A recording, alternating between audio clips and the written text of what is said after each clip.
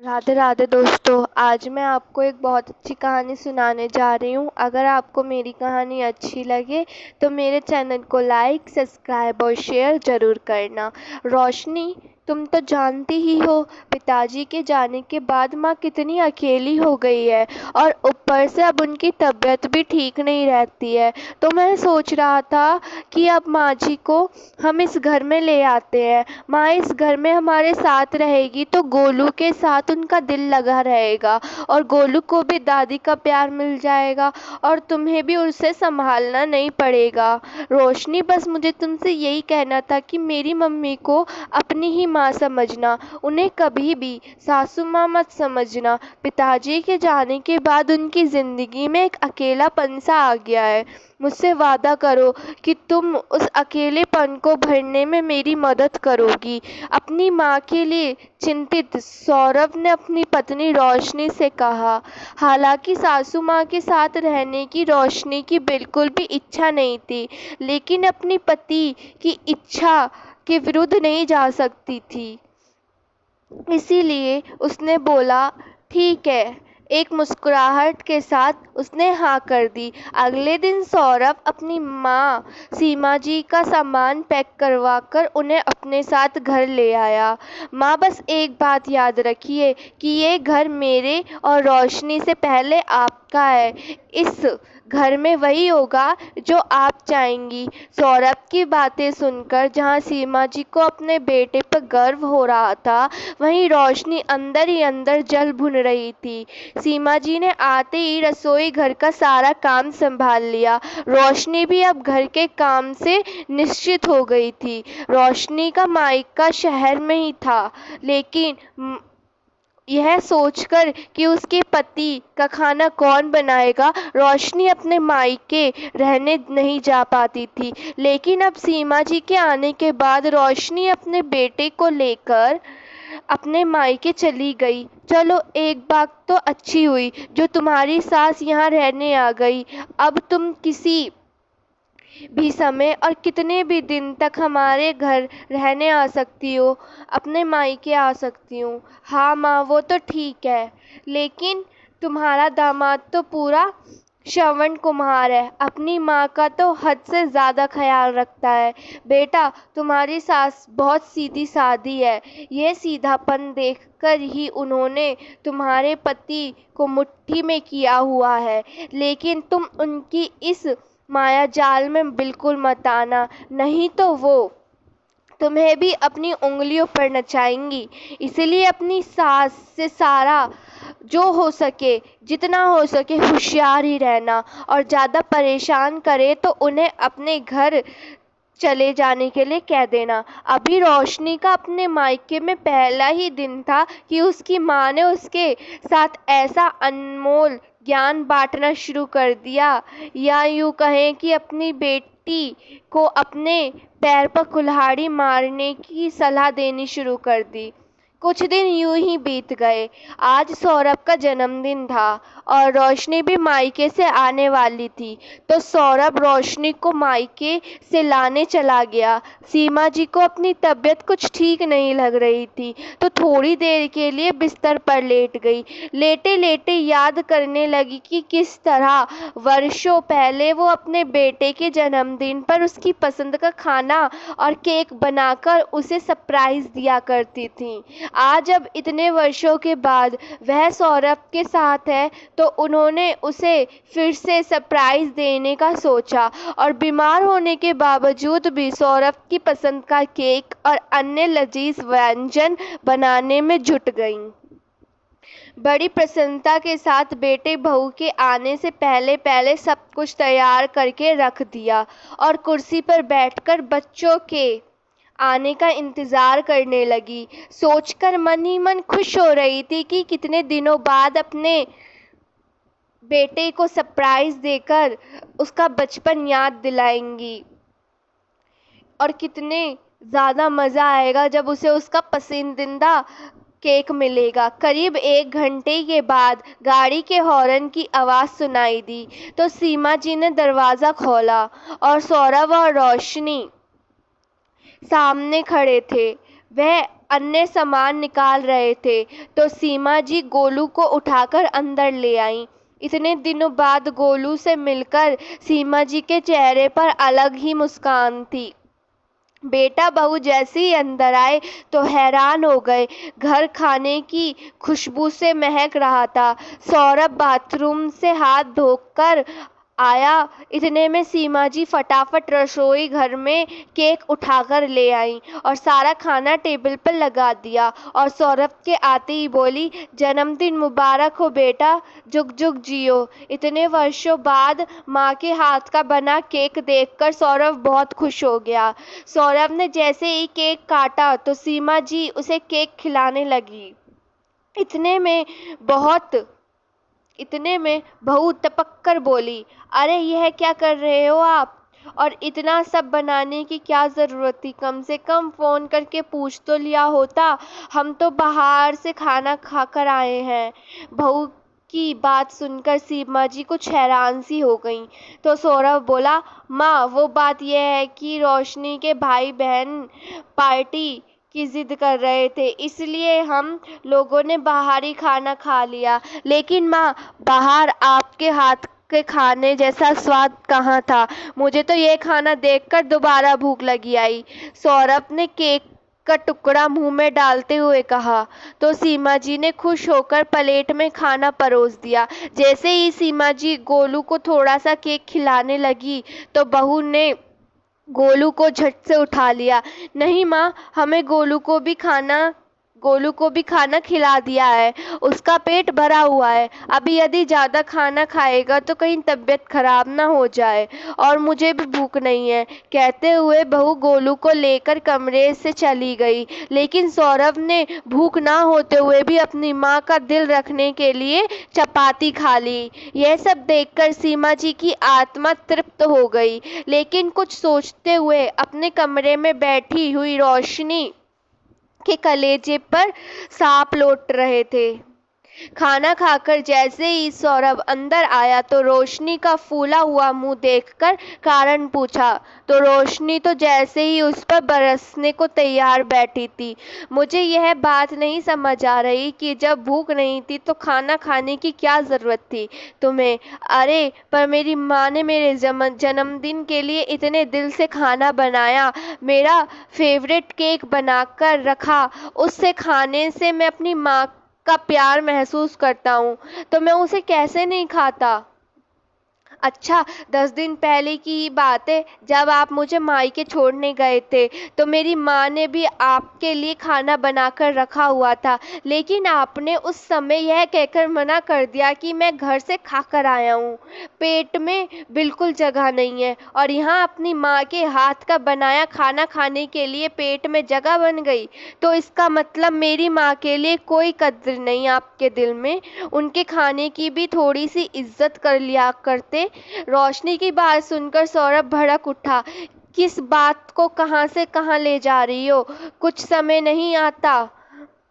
मैं तुम्हारे परिवार के साथ ही पार्टी करने गया था, और यहाँ सुबह से मेरी माँ की तबीयत खराब थी, लेकिन फिर भी उन्होंने मेरे जन्मदिन को खास बनाने के लिए इतना सब इंतजाम करके रखा।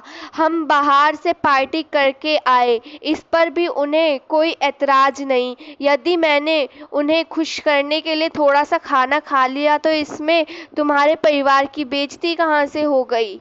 तुम्हें तो केवल अपनी माँ की ही खुशी ही की फिक्र है, लेकिन मेरी माँ पर क्या गुजरेगी यह तो तुमने नहीं सोचा। इतनी बात तो मेरे समझ में आ गई है। तुम्हारी माँ को भी समझ में आनी चाहिए कि वो हमारी खुशी में ही अपनी खुशी देखें।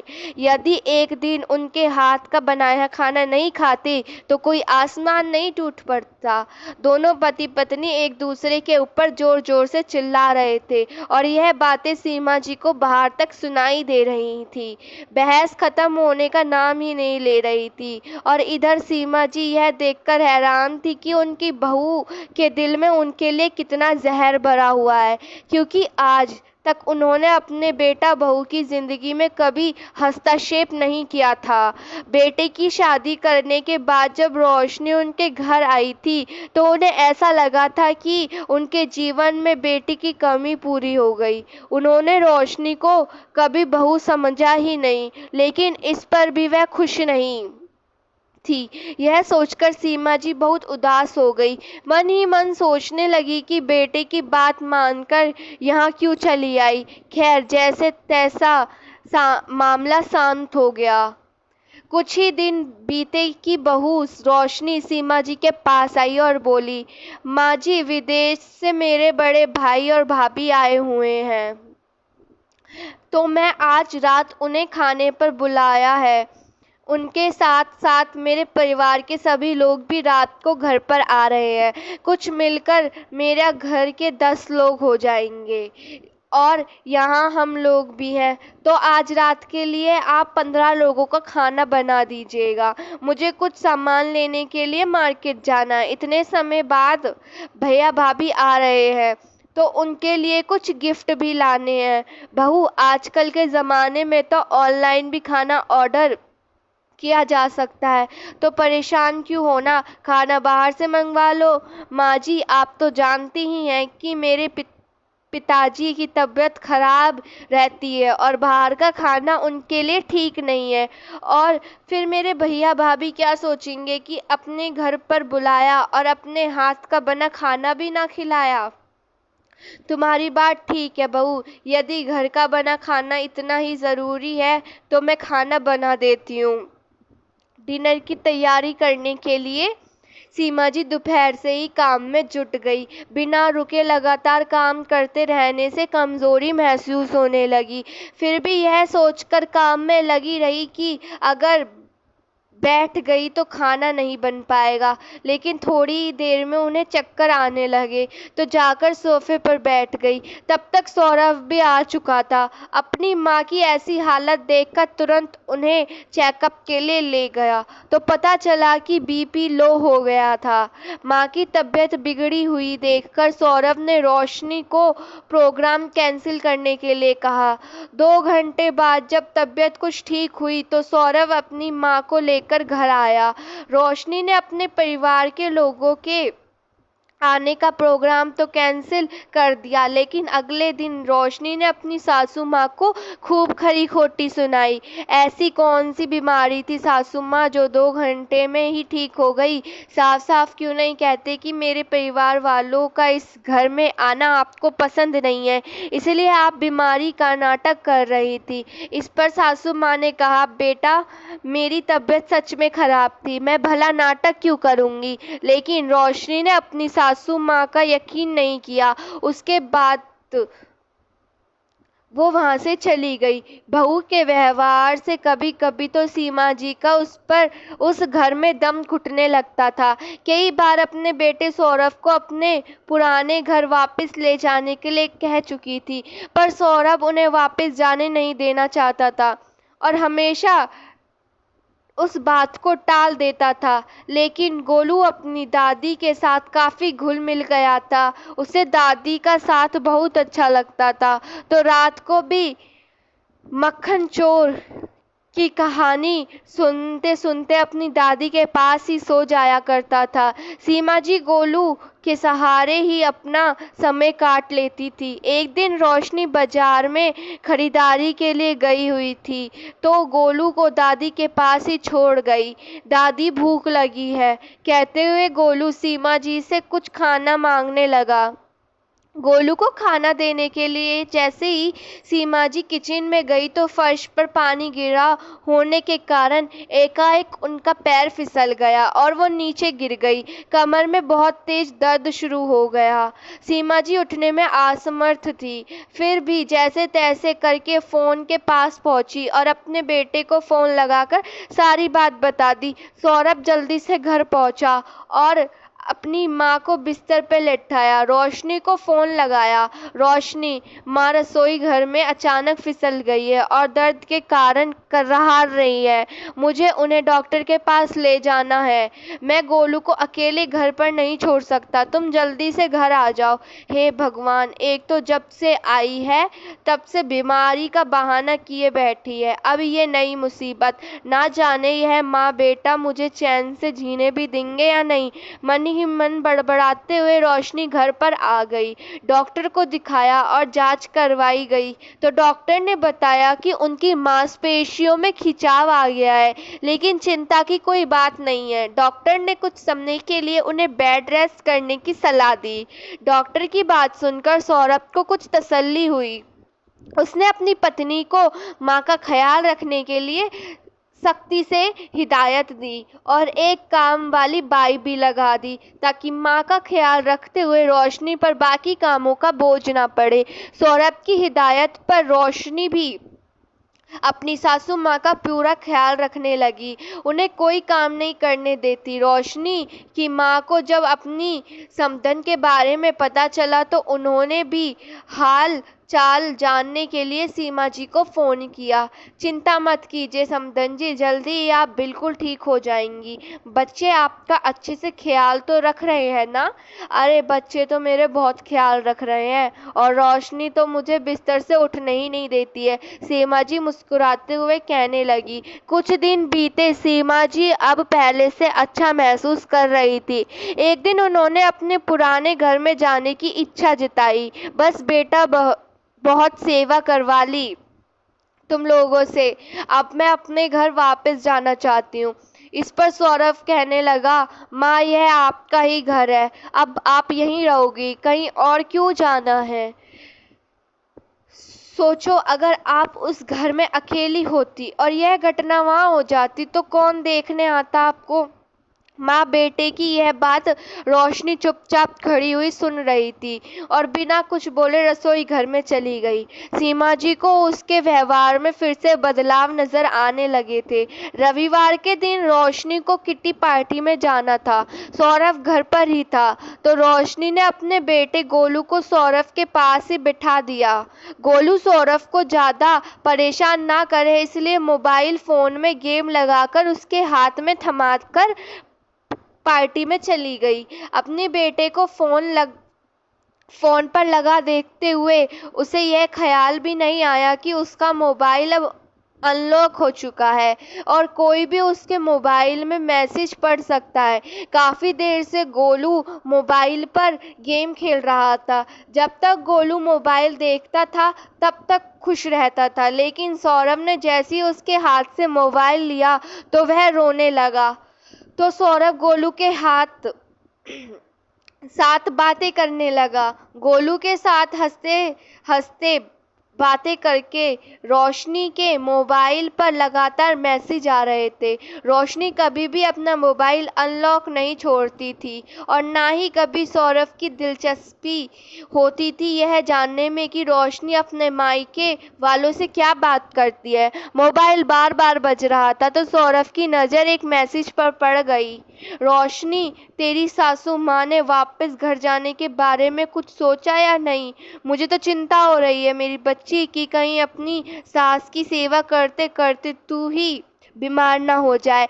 पहले तो हम जब मरीज तेरे घर आ जाते थे, जब मर्जी तेरे घर आ जाते थे, लेकिन जब से तेरी सासू माँ घर आई है मैं तो तुझसे फ़ोन पर भी ठीक से बात नहीं कर पाती। जैसे ही वे थोड़ी ठीक होने लगे उन्हें वापस अपने घर भेज देना। इस सास नाम की मुसीबत को अब और ज़्यादा झेलने की ज़रूरत नहीं है तुझे। और अब अगर वो श्रवण कुमार उन्हें जाने से रोके तो मायके जाने की धमकी दे देना। सौरभ ने जैसे ही रोशनी की मम्मी का मैसेज पढ़ा तो उसे जैसे ही अपनी आंखों पर विश्वास नहीं हुआ। सामने इतनी चिकनी चुपड़ी बातें करने वाली उसकी सास दिल में उसकी माँ के लिए इतनी कड़वाहट भरी हुई थी, यह सोचकर उसे बहुत ताज्जुब हुआ और उससे भी ज़्यादा बड़ी हैरानी हुई उसे अपनी पत्नी द्वारा लिखे हुए मैसेज पड़े हुए। माँ क्या बताऊँ मैं, मेरी सास बीमार पड़ी है, मेरा सिर पर तो मुसीबत ही पड़ गई है। तुम्हारे कहने पर मैंने उनसे सीधे मुंह बात तक नहीं की, लेकिन वो जाने का नाम ही नहीं ले रही है। पता नहीं कब वापस जाएंगी, लेकिन जब से उन्होंने बिस्तर पकड़ा है यह उम्मीद भी कम बची है। ना जाने मुझे कब आज़ादी मिलेगी इस सांस रूपी बोझ से। सौरभ की हैरानी अब गुस्से में बदल चुकी थी। वह रोशनी के आने का इंतजार करने लगा। जैसे जैसे उसका इंतजार बढ़ता जा रहा था, उसका गुस्सा सातवें आसमान पर पहुंचता जा रहा था। इस बीच सौरभ ने सारा मामला अपनी माँ के सामने भी स्पष्ट कर दिया। अपनी माँ के सामने जब उसने ये सब बातें कही तो उसकी माँ ने सुनकर कहा, बेटा तुम बहू को कुछ मत कहना, ये सब मेरे कारण ही हो रहा है। तुम मुझे मेरे घर वापस भेज दो। जैसे ही रोशनी घर आए, सौरभ ने उसे उसका मोबाइल दिया। सौरभ के हाथ से मोबाइल लेते हुए रोशनी को याद आया कि मोबाइल पर तो उसकी माँ के मैसेज आते हैं, कहीं सौरभ ने उन्हें पढ़ तो नहीं लिया। उसे थोड़ा डर लगा, लेकिन सौरभ के चेहरे पर गुस्सा नहीं था। इसका मतलब सब ठीक है। रोशनी को इस बात की तसल्ली हुई। उसी समय सौरभ ने कहा, चलो रोशनी, आज तुम्हारे मायके चलते हैं। अपनी माँ के घर जाने की बात सुनते ही रोशनी जल्दी जल्दी तैयार होकर गोलू को उठाकर, रविवार का दिन था इसीलिए सभी लोग घर पर ही होंगे। बेटा दामाद को आया देखकर रोशनी के पिता ने कहा, अरे सौरभ जी आइए, कुछ चाय नाश्ता तो लाओ। सौरभ ने बड़ी विनम्रता से कहा, नहीं ससुर जी, मैं तो बस आपकी अमानत आपको लौटाने आया हूँ। सौरभ की बात सुनकर सब लोग हैरान हो गए। कौन सी अमानत? ससुर ने कहा, जी आप में अपनी बेटी को अपने पास ही रखिए, मेरे घर में अब उसकी कोई जगह नहीं है। यह सुनकर रोशनी बोली, तुम्हारी हिम्मत कैसे हुई मेरे साथ ऐसा करने की? साफ साफ बताओ बेटा, बात क्या हुई है? ससुर जी ने हैरानी से पूछते हुए सौरभ बोला, ससुर जी यह बात आप सासू माँ और अपनी बेटी से पूछिए तो बेहतर होगा। रोशनी की माँ हैरानी से सौरभ की तरफ देखने लगी और गुस्से से बोली, दामाद जी आखिर आपको समस्या क्या है? कुछ बताइए तो। समस्या तो आप हैं सासू माँ, जो अपनी बेटी का घर बसने नहीं देना चाहती हैं। अपनी पोल खुलते हुए देखकर सासू माँ चुप रह गई। तुम्हारी हिम्मत कैसे हुई मेरी माँ से इस तरह बात करने की? रोशनी गुस्से में चिल्लाई। रोशनी, इसमें गलत क्या है? तुम भी तो अपनी सास से इसी तरह बात करती हो। मैंने ऐसा कब कहा तुम्हारी माँ के बारे में? तो ठीक है, फिर आज दूध का दूध और पानी का पानी ही हो जाए। ससुर जी, रोशनी से कहिए अपना मोबाइल अनलॉक करे। यह सुनते ही रोशनी घबराहट गई और मोबाइल अनलॉक करने से मना कर दिया, लेकिन अपने पिता द्वारा जोर दिए जाने पर उसने मोबाइल खोलकर दिखाया। सौरभ ने वह सारे संदेश अपने ससुर जी को दिखाए तो रोशनी और उसकी माँ एक दूसरे को भेजती थी। मैसेज पढ़कर ससुर जी हैरानी का ठिकाना ही नहीं रहा। ससुर जी, सासू माँ यही बैठे बैठे हमारे घर पर पूरा कंट्रोल रखती हैं। यह बात कहाँ तक सही है? अपनी बेटी को सही बात समझाने की बजाय घर में कलेश कैसे करना है यह सिखाया करती हैं आपकी पत्नी। रोशनी और उसकी माँ की मैसेज पढ़कर ससुर जी का चेहरा गुस्से से लाल हो गया और परिवार के सभी लोगों को हैरानी भरी नजरों से उन दोनों को एकाएक देखना पड़ा। जब सारा मामला स्पष्ट हो गया तो रोशनी और उसकी माँ की आंखें शर्म से झुक गईं। अब रोशनी से भी कुछ कहते ना बनता, क्योंकि अब सभी को रोशनी और उसकी माँ की करतूतों के बारे में पता जो चल गया था। रोशनी के पिता ने उसकी माँ को गुस्से से फटकार लगाते हुए कहा,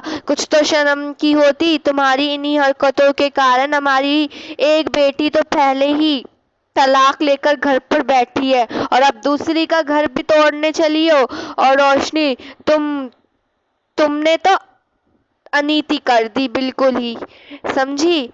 इस तरह कोई करता है क्या?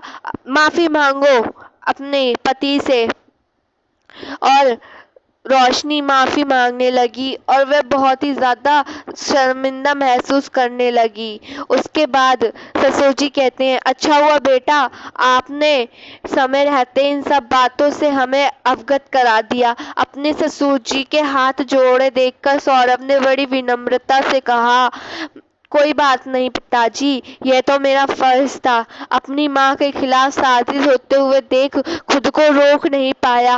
बेटा सौरभ, अब एक काम और कीजिए, हमारा मान रखते हुए आप रोशनी को अपने घर वापस ले जाइए। अपने ससुर जी के कहने पर सौरभ रोशनी और अपने बेटे को लेकर अपने घर की तरफ चल दिया। थोड़ी देर बाद रोशनी के पिताजी भी रोशनी की माँ को लेकर घर पर आए। रोशनी ने अपनी सासू माँ के साथ किए जाने वाले व्यवहार के लिए उनसे माफ़ी मांगी, तो रोशनी की माँ ने भी अपनी समधन से माफ़ी मांगते हुए भविष्य में उनके परिवार में बेवजह दखल न देने का भी आश्वासन दिया। धन्यवाद।